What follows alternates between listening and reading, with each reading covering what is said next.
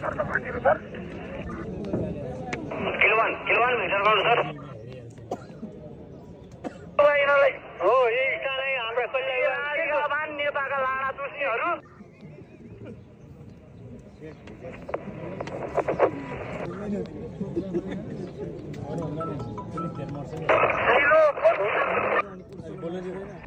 भयो अलि सबै भाषा प्रयोग गर्नु सेट लिने भाइ सरकारले सेट प्रहरी सेट लानु भएको छ सबै भाषा प्रयोग गर्नु सबै जनता हामी नेपाली हौ यहाँ तोप तान्छु है एकछिन मलाई नरोक है एकछिन म आन्दोलन गर्न अहिले आइहाल्छु तोप तानेर है यो सेट लिने भाइ सबै जनता नेपाली जनता हो प्रहरी पनि हामी नेपाली जनता तपाईँको नेपाली जनता हो त्यो सेट लिएर असबै भाषा नगर्नु प्रहरीलाई काम अनि लाडो खानु भन्दा त माछिने छिमाइ त मासी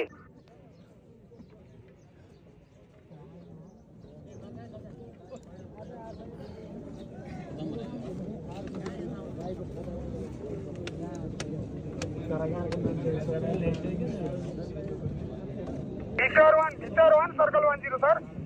We are changing, bro. We are changing. Randy, come on. क्या आयो क्या लेखेर आउँदैछ सिक्किममा 2-5 मिनेट जतिमा आउँछ एउटा टेकअप भइसक्यो Victor 1, circle 10, sir. Circle 10 5 minute आइपुग्छ 5 मिनेटमा एउटा टेकअप हो हेलो सर यो त त्यो बुढा नीलकण्ठतिर गयो सर आर्मीको हेक पनि सर सर्कल 10 पठाइदिनु सर सर्कल 10 मा सर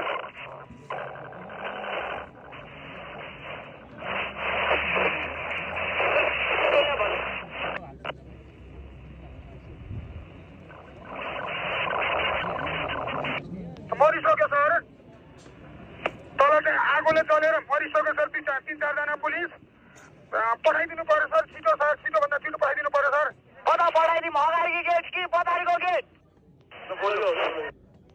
पछाडिको गेट होइन अब आउँदैछ त आर्मीको डोले भनिदिनु पर्छ सर यताउता अगाडि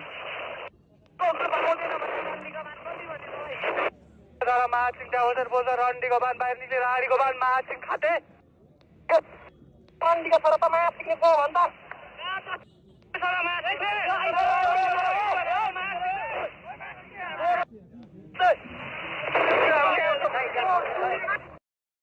स्वकीयका नामका परिवार र नेता कार्यकर्ता तथा सल्लाहकारका नाममा समेत नेता कार्यकर्ताको व्यवस्थापन गर्दै आएका स्थानीयदेखि प्रदेश र संघ सरकारका राजनीतिक पदाधिकारीहरूका स्वकीय सचिव र सल्लाहकारहरू अब घर फर्किने भएका छन्। सरकारी सवारीदेखि भत्ता र आवाससम्मका सेवा सुविधामा मौज गरिरहेका मन्त्री र जनप्रतिनिधि भन्दा पनि बढी चोरीफुरी र फुर्तीफार्ती गर्नेहरूलाई सुशीला कार्की नेतृत्वको नागरिक सरकारले ठिक ठाउँमा ल्याएको छ।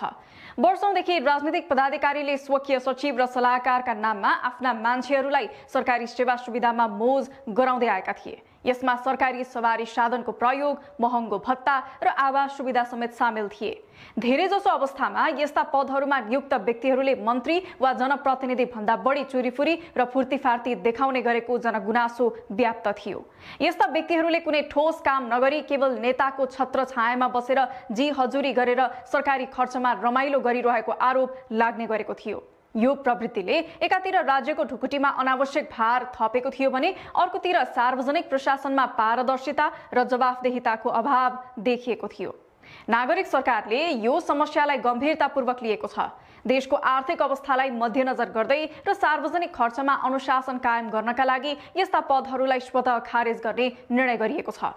स्वास्थ्य, शिक्षा, पूर्वाधार विकास जस्ता जनसरोकारका विषयमा बजेट विनियोजन गर्न सकिनेछ, जुन अहिले यस्ता अनावश्यक पदहरूमा खर्च भइरहेको थियो। नागरिक सरकारको यो निर्णयलाई जनस्तरबाट व्यापक प्रशंसा मिलेको छ। लामो समयदेखि यस्ता विकृतिहरूले गर्दा जनतामा निराशा छाएको थियो। सरकारी निकायहरूमा आफ्ना मान्छे भर्ती गर्ने र राज्यको ढुकुटीमा भार थप्ने प्रवृत्तिले सुशासनमाथि प्रश्न चिन्ह खडा गरेको थियो।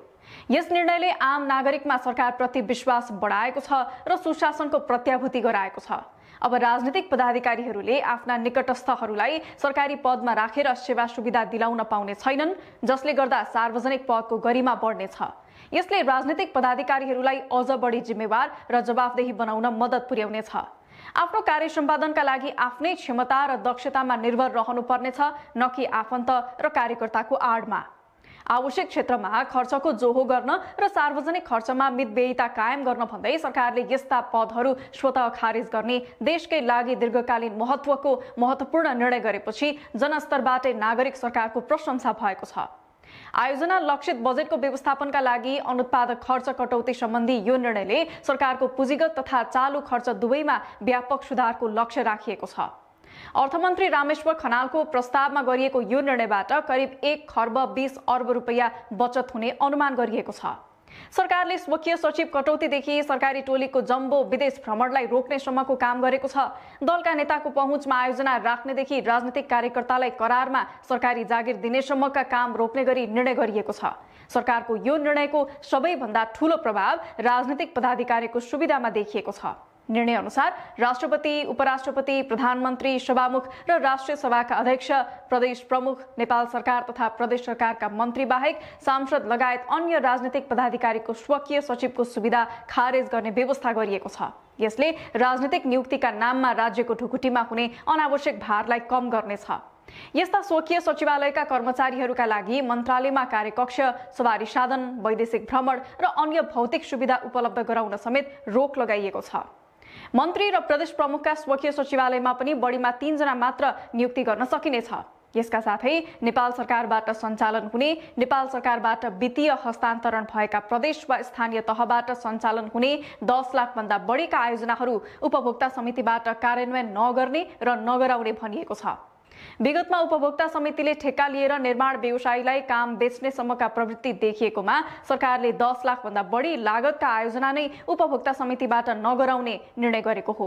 यस्तै सरकारले भूमि समस्या समाधान आयोग खारेज गर्ने राष्ट्रिय अनुसन्धान विभागलाई गृह मन्त्रालय र राजस्व अनुसन्धान तथा सम्पत्ति शुद्धिकरण अनुसन्धान विभागलाई अर्थ मन्त्रालय मार्फत ल्याउने निर्णय गरेको छ। सवारी साधन, मोबाइल र फर्निचर जस्ता सामानमा पुरानै प्रयोगलाई प्रोत्साहन गरिनेछ भने महँगा र विलासी सामग्री खरिदमा पनि रोक लगाइएको छ। यसअघि उद्योग मन्त्री अनिल कुमार सिन्हाले सरकारी कार्यालयमा स्वदेशी फर्निचर नै प्रयोग गर्ने निर्णय गरिसकेका छन्।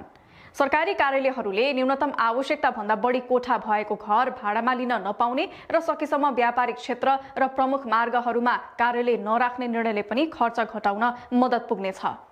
सरकारी खर्चमा मितव्ययिता ल्याउने प्रयास अन्तर्गत सरकारले जनतामा सिधा पैसा वा वस्तु वितरण गर्ने कार्यक्रमहरूलाई पनि रोकेको छ। निर्णयमा भनिएको छ, ग्यास, साइकल, स्वास्थ्य बीमा शुल्क, विद्युत महसुल भुक्तानी, ह्यान्ड पम्प, साडी वितरण जस्ता वितरणमुखी कार्यक्रम सञ्चालन गर्न पाइने छैन। यस्तै सरकारले भूमि समस्या समाधान आयोग खारेज गर्ने निर्णय गरेको छ। खर्च कटौती गर्न र सरकारी संरचनालाई सानो तथा चुस्त बनाउन यस्तो निर्णय लिएको हो। अर्थ मन्त्रालयका अनुसार अब सरकारले अत्यावश्यक प्राविधिक जनशक्ति बाहेक थप नयाँ दरबन्दी सिर्जना गर्ने छैन। दीर्घकालीन आर्थिक भार नपर्ने गरी विशेषज्ञ सेवाका लागि स्थायी दरबन्दीको सट्टा परामर्श सेवा लिने निर्णय पनि गरिएको छ। पछिल्लो समय संगठन तथा व्यवस्थापन सर्वेक्षण पश्चात थप संरचना र दरबन्दी सिर्जना भएका अर्थ, गृह र परराष्ट्र मन्त्रालय जस्ता निकायहरूले अनावश्यक संरचना र दरबन्दी घटाएर आफूलाई चुस्त र मितव्ययी बनाउनेछन्। त्यस्तै सङ्घ, प्रदेश र स्थानीय तहमा कामको दोहोरोपन हुने गरी नयाँ संरचना बनाइने छैन। अहिले दोहोरिएका संरचनाहरू पनि खारेज गरिनेछन्। सरकारले सुरक्षा संवेदनशीलता र कार्य सम्पादनको प्रभावकारितालाई ध्यानमा राख्दै राष्ट्रिय अनुसन्धान विभागलाई गृह मन्त्रालय मार्फतमा राख्ने व्यवस्था गर्ने भएको छ।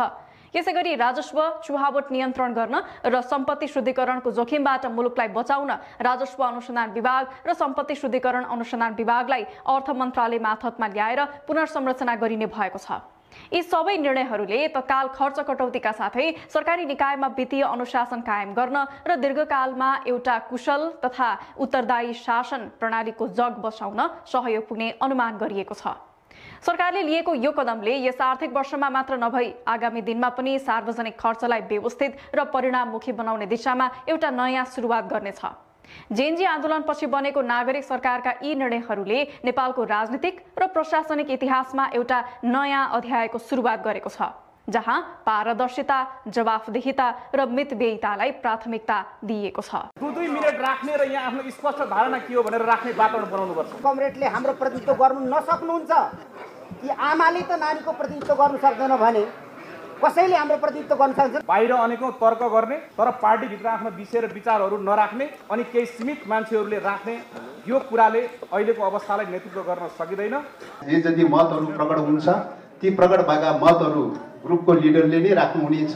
यी राख्न पाउनु पर्यो नि हामीले मत आफ्नो सबैको अभिमतहरू आउनेछ भन्ने आशा अपेक्षाका साथ अगाडि बढौँ भन्ने लाग्छ। भने पार्टी अध्यक्षले राखिसके पछाडि केही पदाधिकारीहरू मात्रै बोल्ने भनिएको छ अनि ग्रुप बनाउने भनिएको छ। पार्टीको अध्यक्षले राखेपछि बाहिर अनेकौं कुराहरू आइराखेका छन्। त्यो बाहिर राखेका कुराहरू हामी आधिकारिक मानिरहेका छैनौँ। अन्य पार्टीको पदाधिकारी र स्थायी समितिले अबको यो अवस्थामा पार्टी सङ्गठनलाई कसरी लाने हो भन्ने दृष्टिकोणमा सबैले 2-3 मिनटमा यहाँ राख्नुपर्छ। बाहिर अनेकौं तर्क गर्ने तर पार्टीभित्र आफ्नो विषय र विचारहरू नराख्ने अनि केही सीमित मान्छेहरूले राख्ने यो कुराले अहिलेको अवस्थालाई नेतृत्व गर्न सकिँदैन। सबै धन्यवाद कमरेड, तपाईँले भनेको कुरा मैले बुझेँ। 2 मिनट राख्ने र यहाँ आफ्नो स्पष्ट धारणा के हो भनेर राख्ने वातावरण बनाउनुपर्छ। कमरेडहरू अब यसमा के छ भन्दाखेरि अध्यक्ष कमरेडले राखिसकेपछि केही पदाधिकारी कमरेडहरूले राख्नका लागि विषय राख्नका लागि क्रममा सहमत असहमत के कस्तो हुन्छ ग्रुप छलफलकै क्रममा हुनेछ र ग्रुप छलफल हुनेछ। त्यहाँ जे जति मतहरू प्रकट हुन्छ ती प्रकट भएका मतहरू ग्रुपको लिडरले नै राख्नुहुनेछ र त्यस हाउसमा फ्लोर गर्नका लागि नछुट्ने गरिकन व्यवस्था गरिनेछ भन्ने डिस्कसन हुँदैन। यी राख्न पाउनु पर्यो नि हामीले मत आफ्नो प्रतिनिधित्व गर्ने कमरेडले हाम्रो प्रतिनिधित्व गर्नु नसक्नुहुन्छ कि आमाले त नानीको प्रतिनिधित्व गर्नु सक्दैन भने कसैले हाम्रो प्रतिनिधित्व गर्न सक्दैन। यो अब यसो गरौँला, ग्रुपबाट सबैको अभिमतहरू आउनेछ भन्ने आशा अपेक्षाका साथ अगाडि बढौँ भन्ने लाग्छ। पैसा हिजो हाम्रो केन्द्र कार्यालय बुझाइसक्यो अरे अनि मलाई भन्न पर्ने थिएन पैसा बुझाएर ल्याएको दिदी भन्न पैसा दिएर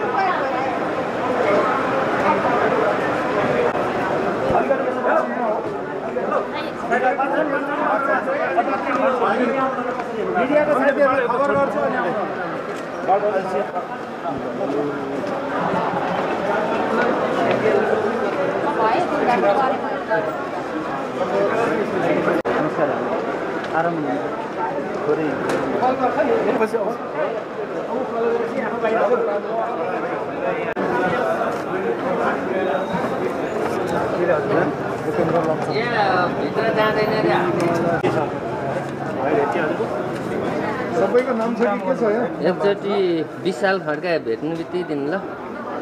यो अहिले नयाँ थपिएको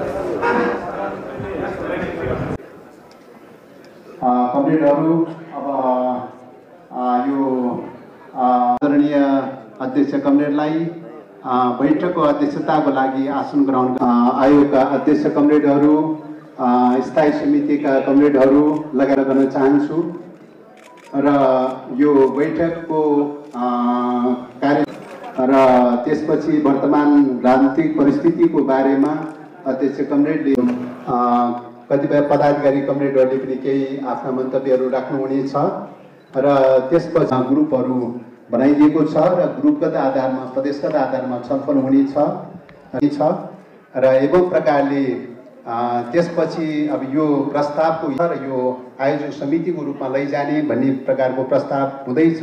विशेष महाधिवेशनको बारेमा हुनेछ र एवं प्रकारले पार्टी एकता र ध्रुवीकरणसँग जोडिएको विषयमा हुनेछ। सार्वजनिक पूर्वाधारहरू लगायतका थुप्रै निजी पूर्वाधारहरूको चाहिँ संरचनाहरू कार्यालयहरू पछि अन्तमा चाडपर्वहरू दसैँ तिहार लगायतका विभिन्न चाडपर्वहरू पनि आउँदैछ। त्यस मूलतः एजेन्डाहरू यिनै विषयहरू हुनेछन् र यी एजेन्डाहरूमा विशेष गरिकन वर्तमान राजनीतिक आफ्ना आफ्ना सुझावहरू तयार गर्न सक्नुहुनेछ भन्ने आशा अपेक्षाका साथ मोटो खाले एजेन्डाहरू थपगढ गर्नुपर्दा अवस्थामा अथवा थप्नु पर्दाको अवस्थामा विविधलाई आग्रह गर्न चाहन्छु। के छ भने पार्टी अध्यक्षले राखिसके पछाडि केही पदाधिकारीहरू मात्रै बोल्ने भनिएको छ अनि ग्रुप बनाउने भनिएको छ। पार्टीको अध्यक्षले राखेपछि बाहिर अनेकौं कुराहरू आइराखेका छन्। त्यो बाहिर राखेका कुराहरू हामी आधिकारिक मानिरहेका छैनौँ।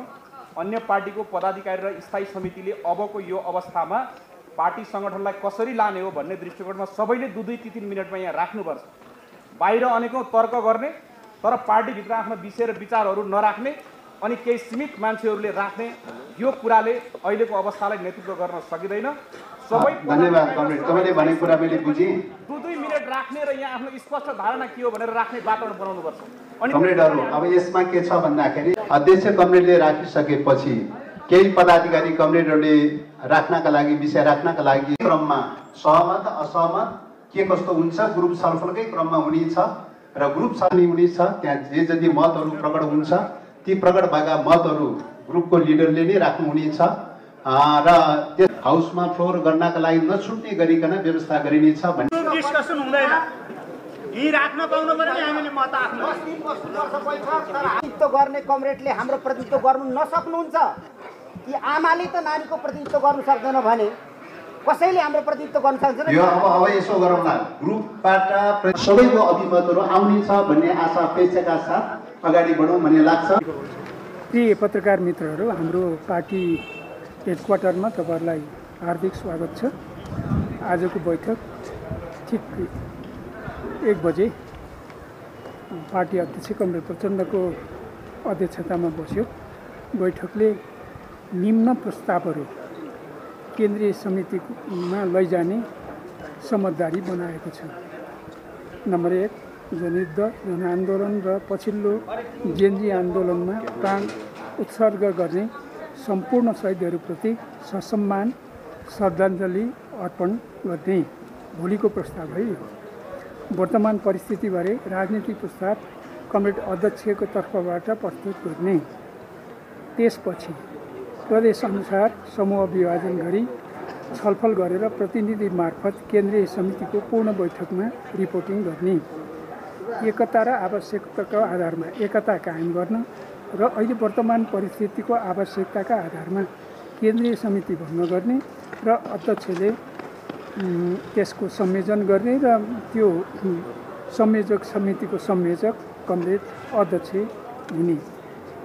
यो सबै प्रस्ताव हो है भोलिका लागि। विशेष महाधिवेशनको मिति निश्चित गर्ने प्रस्ताव राख्ने। घोषित मितिमा नै निर्वाचन गराउन सरकारको पूर्ण ध्यान आकर्षण गर्ने र पार्टीको तर्फबाट यथासम्भव भूमिका खेल्ने।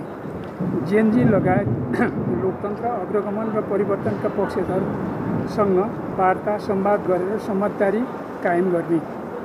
समाजवादी मोर्चा र अन्य विचार र राजनीतिक कार्यदिशा मिल्नेसँग एकताका लागि प्रभावकारी पहल गर्ने। सबै देशभक्त परिवर्तनकारी पार्टीहरू सामाजिक संस्थाहरू सबैलाई समेटेर सम्मिलित गरेर बृहत संयुक्त मोर्चा निर्माण गर्ने। यी प्रस्तावहरू लाने। अरू विविध छन्, अविविध त अब भोलिसम्म अलि नयाँ कुराहरू पनि आउन सक्छन् किनभने परिस्थितिमा तीव्र रूपमा फेरबदल आइरहेको छ। घटनाक्रमहरू घटनाक्रमहरू विकसित भइरहेका छन्। त्यसकारण मूलभूत कुराहरू चाहिँ यिनै प्रस्तावहरू भोलि जान्छ। केन्द्रीय समिति विघटन भइसकेको अवस्थामा चाहिँ अन्य नेताहरूले चाहिँ कार्यवाहक नेतृत्व माग गरेको कुरा चाहिँ के हो अलिकति प्रश्न पार्नु। अब यस्तो छ, यो केन्द्रीय समिति विघटन गरेर अब संयोजक अध्यक्षलाई संयोजक बनाउने भन्ने कुरा अध्यक्षले कार्यालयको बैठकमा पनि अब त्यही संश्लेषण गर्नुभएको छ होइन। आज पनि के भन्नुभएको छ भने यी प्रस्तावहरूमा कसैको त्यस्तो आफ्नो भन्नु छ भने अध्यक्षले केन्द्रीय समितिमा यो कुरा प्रस्तुत गरिसकेपछि उहाँहरूले आफ्नो कुरा त्यहाँ राख्न पाउनुहुन्छ। त्यति मात्रै। धन्यवाद।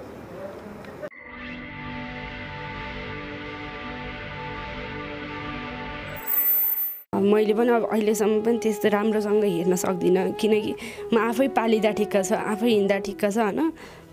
त्यस कारणले अब मम्मीलाई चाहिँ अलिकति दुःख भएको हो, तर ठिकै छ, मेरो पनि दिन होला, भाइ नि कमाउने होला होइन।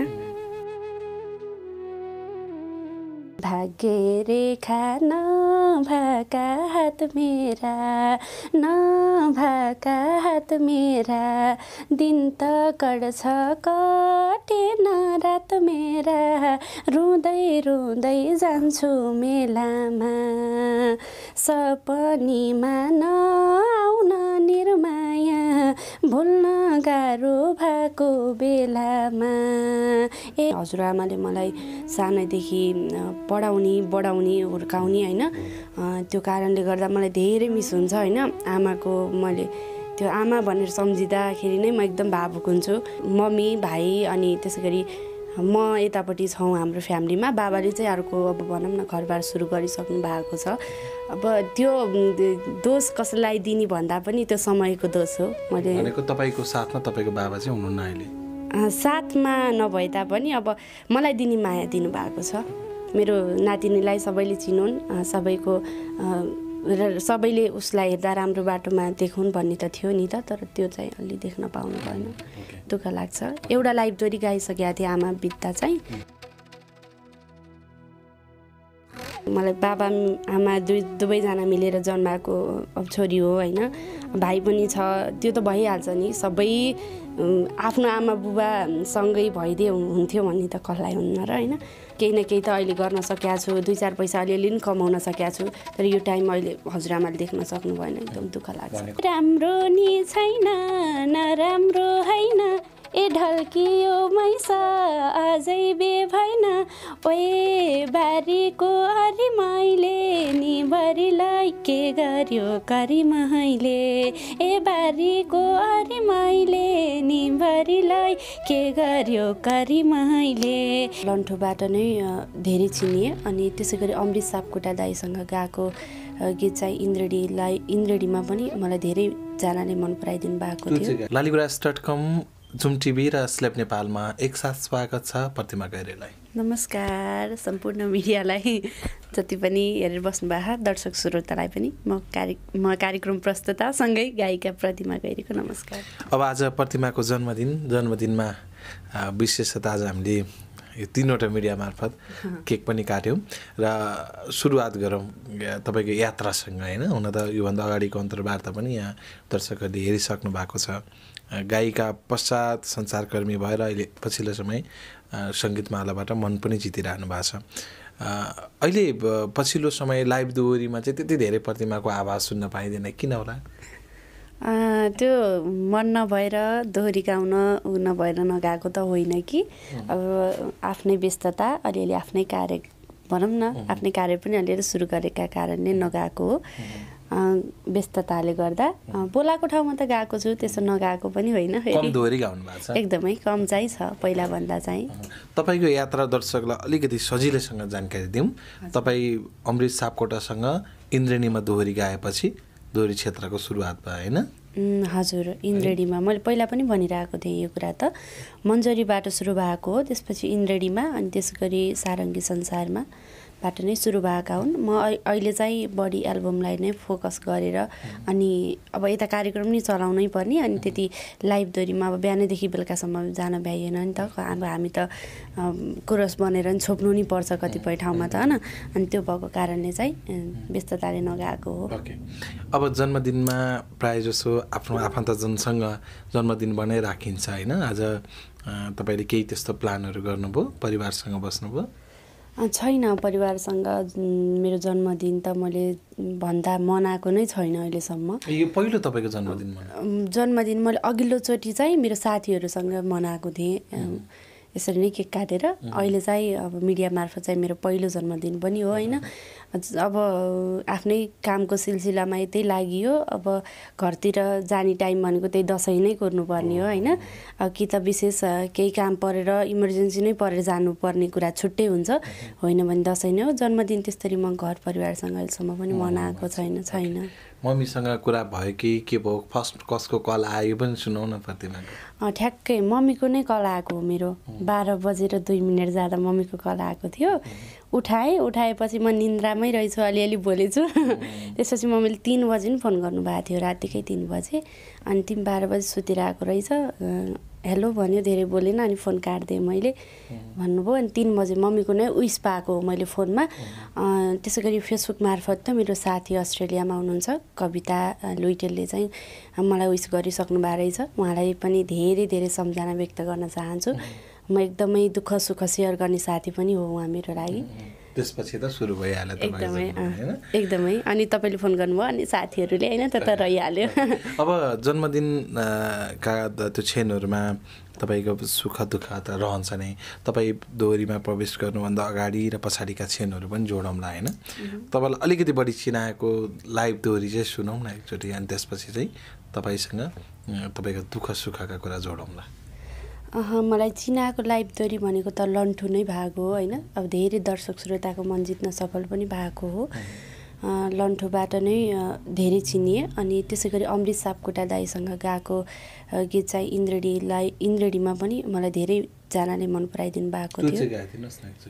म त्यो टुक्का अमृत दाईलाई सम्मान गर्दै गाउन चाहन्छु। हे भाग्य रेखा नभएका हात मेरा, नभएका हात मेरा, दिन त कट्छ कटेन रात मेरा, रुँदै रुँदै जान्छु मेलामा, सपनीमा नआउन निर्माया, भुल्न गाह्रो भएको बेलामा, ए सपनीमा नआउन निर्माया, भुल्न गाह्रो भएको बेलामा। सपनीमा नआउन निर्माया, भुल्न गाह्रो भएको बेलामा, यो चाहिँ तपाईँ र अमृत सापकोटाले गाउनु भएको थियो। हजुर, यो धेरै पहिला गाउनु भएको दोहोरी है। मैले भनिहालेँ सुरुवातमा गाएको दोहोरी हो, म साङ्गीतिक फिल्डमा लाउँदै गर्दा। तर तपाईँ क्लिक हुनुभएको कति राम्री हुनुहुँदो रहेछ, भर्खरकी रहेछ भनेर चाहिँ धेरैले त्यो दोहोरीमा पनि कमेन्ट गर्नुभएको थियो होइन। एकदमै। त्यसपछि चाहिँ तपाईँ औपचारिक रूपमा अझै बढी दोहोरी गाउँछु भनेर लाग्नुभयो। त्यसपछि चाहिँ मेरो बिस्तारै सुरुवात भयो, बाटो खुल्यो भनौँ न। अब ठ्याक्कै इन्द्रेडी पनि नचिनेको स्टुडियो थियो होइन। अब गइसकेपछि त्यहाँ जान नै सहज भयो, अनि अन्य स्टुडियोहरूमा पनि जान सहज भयो। सारङ्गी संसारमा चाहिँ म धेरै जसो गइरहने कलाकार हो। दाईहरूले एकदम सम्झिनुहुन्छ, तारङ्गन्त दाई, कमलविका दाईहरूलाई म जहाँ पनि सम्झिन्छु। ओके, अहिले चाहिँ जहाँ पनि त्यहाँ पुगिरहनु भएको छ। एकदमै। ओके, एउटा प्रसङ्ग जोड्छु। तपाईँले एउटा अन्तर्वार्तामा पनि, मेरो सम्भवतः पहिलो अन्तर्वार्तामा भन्नुभएको थियो, मेरो जीवनको एउटा अमूल्य चिज गुमाएँ, अमूल्य चिजसँग म टाढिन पर्यो, मैले बाबा आमा भन्दा नि बढी माया गर्ने हजुरआमा भन्नुभएको थियो होइन।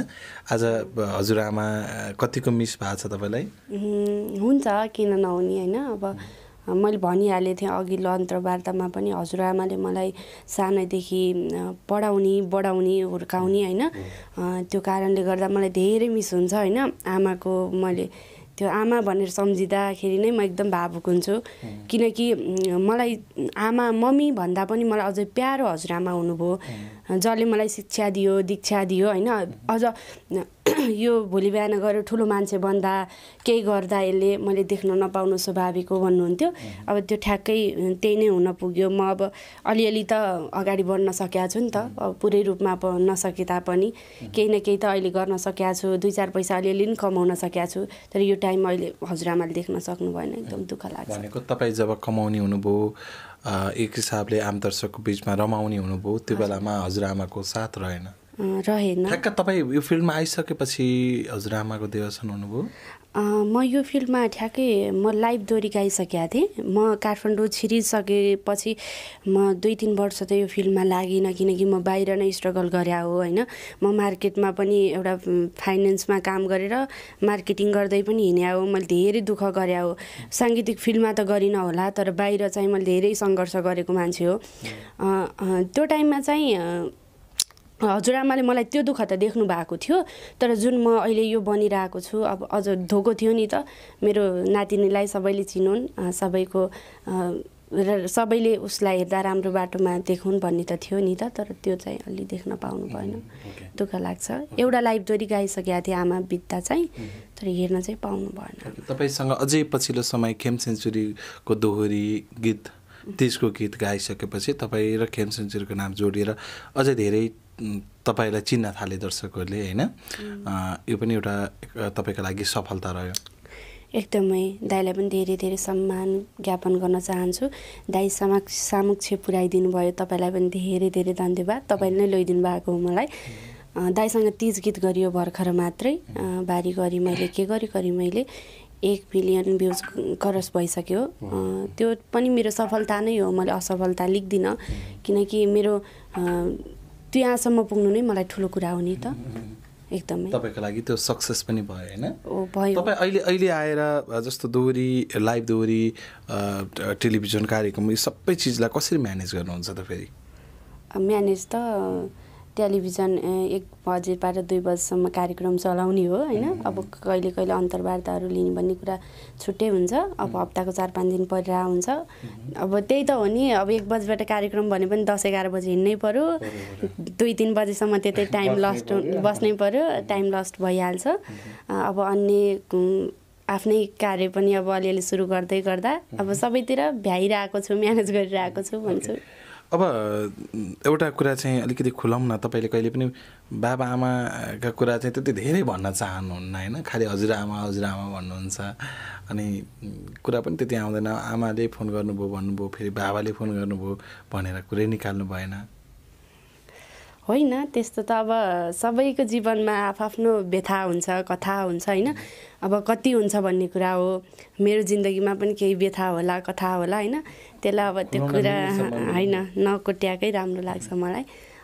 मैले अस्ति नै भनेको थिएँ, अब मम्मी, भाइ अनि त्यसै गरी म यतापट्टि छौँ हाम्रो फ्यामिलीमा। बाबाले चाहिँ अर्को अब भनौँ न घरबार सुरु गरिसक्नु भएको छ। अब त्यो दोष कसैलाई दिने भन्दा पनि त्यो समयको दोष हो। मैले भनेको तपाईँको साथमा तपाईँको बाबा चाहिँ हुनुहुन्न अहिले? साथमा नभए तापनि अब मलाई दिने माया दिनुभएको छ। तपाईँलाई जन्मदिनमा चाहिँ विस गर्नुभयो कि भएन बाबाले? आज अहिलेसम्म गर्नुभएको छैन, सायद बिजी पनि भएर होला बिचरा होइन। गर्नु होला, बेलुकासम्म गर्नुहुन्छ, किन नगर्ने। केही त्यस्तो सन्देश छ बाबा मम्मीसँगै मिलेर बस्दै हुन्थ्यो फेरि भन्ने चाहिँ? अब त्यो सन्देश त किन नहुने होइन। अब मलाई बाबा आमा दुवैजना मिलेर जन्माएको अब छोरी हो होइन। भाइ पनि छ, त्यो त भइहाल्छ नि। सबै आफ्नो आमा बुबासँगै भइदिए हुन्थ्यो भन्ने त कसलाई हुन्न र होइन। तर पनि अब ठिकै छ, केही छैन, अब त्यो समयको दोष हो। अब मम्मी पनि यता खुसी हुनुहुन्छ, अब भाइ मम्मी ठिकै छ। बाबाले मलाई नि फोन गर्नुहुन्छ, मैले नि गर्छु। तपाईँलाई अहिले बाबाले पढाइरहनु भएको छ भन्ने नि कुरा सुनेको थिएँ। होइन, बाबाले मलाई त मैले भनिहालेँ, मलाई शिक्षा दीक्षा दिने हजुरआमा हो। हजुरआमा तर मेरो अङ्कल होइन, घरकै हजुरआमा हो। मलाई चाहिँ भनौँ न सपोर्ट गर्ने चाहिँ अङ्कल हो। मैले बाबा भन्छु अङ्कललाई चाहिँ, मणिराम गैरे। उहाँलाई पनि धेरै धेरै सम्मान ज्ञापन गर्न चाहन्छु। उहाँकै कारणले मैले अहिले हजुर सामुक्ष बसेर अन्तर्वार्ता दिनु पनि एउटा मेरो सफलता हो नि त। उहाँकै कारणले गर्दा म अझ अगाडि बढ्न सफल भयो। बुवालाई धेरै धेरै सम्झना। जसले तपाईँलाई पढाउनु भयो, पालन पोषण गर्नुभयो, तपाईँ सानै हुँदैदेखि एक खालको परिवारविहीन हुनुभयो होइन? होइन, त्यस्तो परिवारविहीन पनि नभनौँ। एक हिसाबले बाबा पनि त साथमा नहुँदा, आमा पनि काममा अलि टाढै बसेर भाइसँग बसेर काम गर्दाखेरि त एक खालको ममता को त अभाव त भयो नि तपाईँलाई? मैले अब यस्तो कुरा नखुलाउँ भन्छु, तपाईँले ठ्याक्कै सोधिहाल्नुहुन्छ, म भावुक भइहाल्छु। अब यस्तो हो, मम्मी कस्तो हुँदो रहेछ भने स्ट्रगल गर्न त दुवैजनाले गर्नुपर्छ, पुरुषले पनि गर्नुपर्छ, महिलाले पनि गर्नुपर्छ। तर कसो हुँदो रहेछ भने केटा मान्छेलाई अगाडि बढ्न अलिकति सहजता हुँदो रहेछ क्या, भनौँ न तपाईँ हिँड्दै गर्दा। तर केटी मान्छेलाई अब मम्मीलाई स्ट्रगल गरेर भाइलाई पढाउन दुःखै भएको छ। मैले पनि अब अहिलेसम्म पनि त्यस्तो राम्रोसँग हेर्न सक्दिनँ, किनकि म आफै पालिँदा ठिक्क छ, आफै हिँड्दा ठिक्क छ होइन। त्यस कारणले अब मम्मीलाई चाहिँ अलिकति दुःख भएको हो। तर ठिकै छ, मेरो पनि दिन होला, भाइ नि कमाउने होला होइन। ओके, ठिकै छ, यो कुरालाई म स्टप गर्छु। हुन त प्रतिमाको जीवन जति हाँसेर अगाडि बढेको छ त्यो होइन भन्ने चाहिँ थाहा भयो। तर जन्मदिनमा रुनु चाहिँ हुन्न है, प्रतिमा हाँस्नुपर्छ है। ओके, ठिकै छ। ओके, म कुरा अलि टाढा लान्छु ल। तपाईँ अहिले आफूले गरेको कामप्रति चाहिँ आफ्नो परिवारलाई उत्साहित बनाउन सक्नु भएको छ?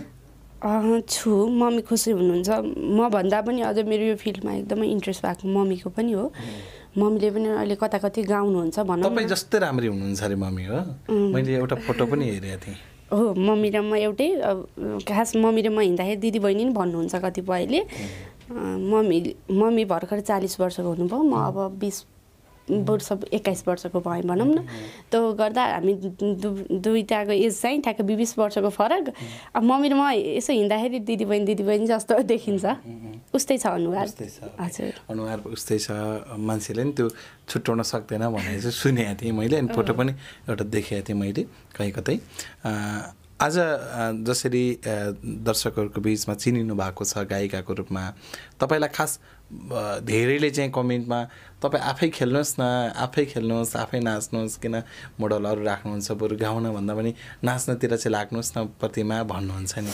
कतिपयले करिश्मा जस्तै देखिँदो रहेछ क्युट हुनुहुन्छ पनि भन्नुहुन्छ भन्नुहुन्छ धेरैजनाले मोडल बन्नु तपाईँ पनि भनेर नि कमेन्ट गर्नुहुन्छ होइन बहिनी आफै नाच्दा भइहाल्थ्यो नि पनि भनेर कमेन्ट गर्नुहुन्छ होइन मलाई व्यक्तिगत कमेन्टहरू पनि आउँछन् अब त्यो भनेको कतिपय इच्छा पनि हो त्योमा होइन नहुने अब इच्छा मेरो इच्छा भएको भए त म मोडलिङमा पनि गइहाल्थेँ होला होइन आफ्नो म्युजिक भिडियोमा आफू पनि खेल्थेँ होला तर अब भनौँ न भोलिको दिनमा त के थाहा हुन्छ र अब आफैले गाउने आफै नाच्न पनि सकिन्छ म अझ यो फिल्डमा खास सुरुवातमा त म एउटा मोडलिङ नै गरेको मैले भने पनि थिइनँ होइन एउटा म सुरुमा एससी दिएपछि चाहिँ मोडलिङ पनि गरेको हो त्यसमा 10,000 भ्युज पनि क्रस भएको थियो त्यसपछि मलाई अलिकति इन्ट्रेस्ट नै हरायो यत्तिकै हराएको मोडल बन्दिनतिर लाग्नुभयो भन्दा म गायिका नै बन्छु यो संसारकर्मी बन्ने इच्छा नि त अनि त्यतैतिर लाग्छु पत्रकारितामा चाहिँ जस्तो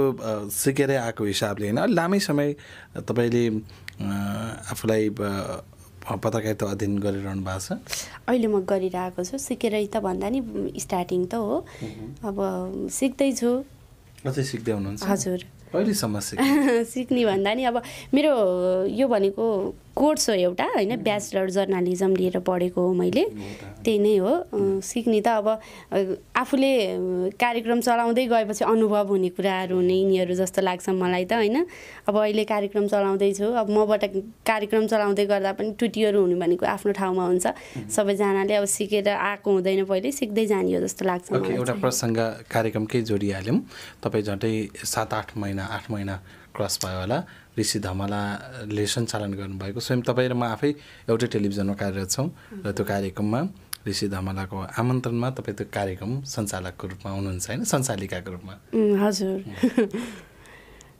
कतिको खुसी लाग्छ जस्तो टेलिभिजन उद्घोषिका तपाईँसँगै पढ्ने साथीहरू अहिले पनि सिक्दै हुनुहुन्छ त तपाईँ चाहिँ टेलिभिजन उद्घोषिका हुनुभएको छ कार्यक्रम सञ्चालिका खुसी लाग्छ त्यो बाटो देखाइदिने होइन त्यहाँसम्म लगिदिने कसैको आवश्यकता परिरहेको नै हुन्छ अब आफूतिर प्रतिभा भइ पनि कतिजना लुक्नु भएको छ हो नि त अब कोही चाहिन्छ कसैको सहारा चाहिन्छ भने जस्तै ठ्याक्क त्यो टाइममा मैले तपाईँको नै साथ पाएँ तपाईँलाई धेरै धेरै धन्यवाद टिका दिदी होइन त्यसै गरी हाम्रो प्रज्वल सर सम्पूर्ण हाम्रो टिम सङ्गीतमालामा जोडिनु हुने सम्पूर्णलाई धेरै धेरै सम्मान ज्ञापन गर्न चाहन्छु अनि धन्यवाद पनि ज्ञापन गर्न चाहन्छु तपाईँ एक हप्ता पनि लामो समय त्यहाँ प्र्याक्टिस भएन सिधै इन्ट्री हुनुभयो होइन हजुर म 2 दिन त म अनियर गएको होइन त्यसपछि त गएको हो 2 दिनबाटै कार्यक्रम चलाउन सुरु भएको हो त्यसले पनि एक खालको सिकाइ चाहिँ भयो होइन प्रतिमा हो एकदमै अनुभव हो केही कामहरू गर्दै जाँदा अनुभव बटुलिने कुराहरू प्रतिमालाई एउटा फाइदा चाहिँ के छ भने कार्यक्रम स्टेज कार्यक्रमहरू प्रशस्तै हुन्छ देश विदेशमा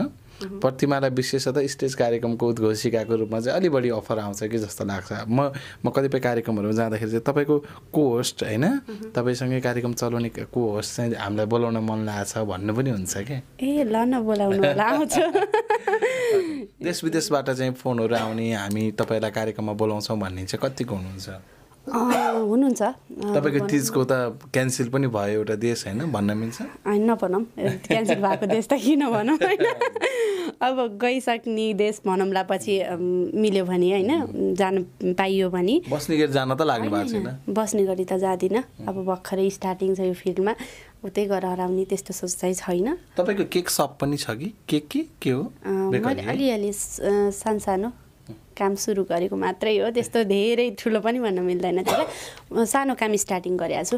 तपाईँ आफै हुनुहुन्छ सञ्चालिका त्यसमा नि?